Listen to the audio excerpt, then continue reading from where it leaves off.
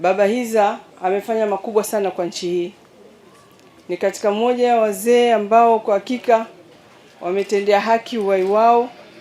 Amekuwa ni mzee mzalendo, mpenda nchi yake, mpenda watu, na ndio maana aliweza hata akatunga ule wimbo ambao utabaki kuhadisiwa kizazi na kizazi, utakuwa unasikilizwa.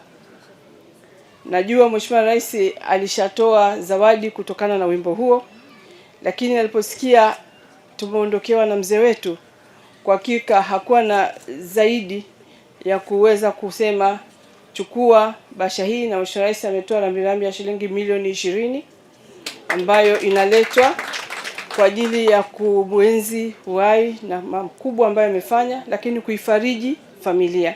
Kwa niaba ya Wanatanga, tumeondokewa na kipenzi cha Wanatanga, mzee wetu, na sisi tuna taratibu za rambirambi kwa maana ya mkoa, zitawasilishwa na katibu tawala kwa familia. Lakini itoshe kusema kwamba baba yetu, katika moja ya marais wetu, mzee Mwinyi alisema maisha ni hadithi. Kwa hivyo tufanye iwe ni hadithi nzuri ipendezayo kusimuliwa. Kwa hivyo mzee wetu kwa hakika ameishi maisha yenye hadithi nzuri na ipendeza kusimuliwa. Niweze kuungana na wote kumwombea safari yake iwe nyepesi. Mwenyezi Mungu amjalie, akubali amali zake njema zote alizozifanya, na amwangazie mwanga wa milele na mpumzishe kwa amani.